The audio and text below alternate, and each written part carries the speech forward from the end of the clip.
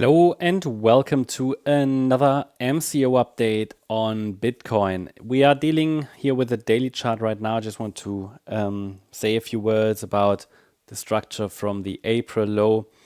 As you know, the move to 130k plus is preferred. It has been the preferred scenario ever since. I don't know. But yeah, for a long time. And there's at the moment no change. We even have a 5-wave move up from the April low. And the current assumption is that, yeah, a pullback is due. I'm watching for a top to form in this current price region. The price might stretch a little higher, but honestly, it's already full, this move to the upside. Okay, I can see potentially one more high on the nano level, but if it goes much beyond that, specifically above 109k, I'd say that the B wave already bottomed somewhere, potentially here. So potentially this would have been a very, very weak B wave then. Not preferred at this point, but that could take the price directly to 130k without this deep pullback. This is why I'm tracking micro support on the smaller time frame, which helps you to understand which levels need to be broken to the downside for us to even assume that a B wave pullback has started. So it's getting interesting. This week could be a real decision week because if we go much higher from here, then the microstructure will change. Still very much in favor of the white scenario anyway, right? Which should take us to 130k plus. So this is still the idea. Today in our member live stream, I was asked, what if the price just keeps going? And yeah, exactly because of that, I'm tracking micro support. You know, it acts like a trailing stop. And then we have this micro support, and we've got the main support here on the daily chart, which is between 80k and 92k. And these support areas, they don't tell us that the price has to correct.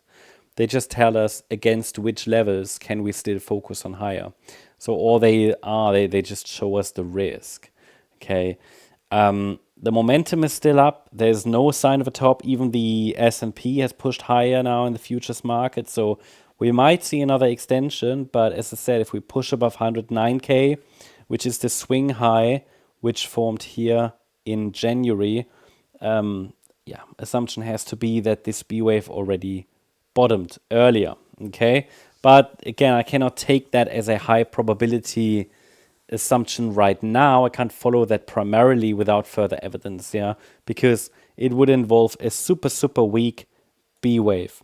But either way, focus is and remains on higher prices. Even this B wave correction, this B wave pullback would be part of the bullish case. Not that you don't misunderstand a pullback in a B wave as bearish. It would be an opportunity. Sometimes the market doesn't make those opportunities available. There's just sometimes something we have to prepare for. But overall, it's all coming together nicely, okay? Been highlighting this rally for a long time, and the wave count has reached targets, and actually it's very full. And yeah, but as I said, the S&P is still pushing a little higher, and we looked at that one in our member live stream today, and I explained also that we might not see a top until the stock indexes have topped, like the Nasdaq and the S&P.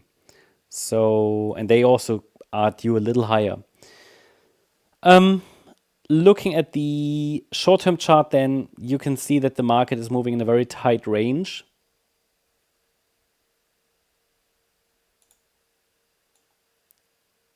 So it's like a channel, yeah. Price is moving here in these trend lines. And not breaking out yet, okay?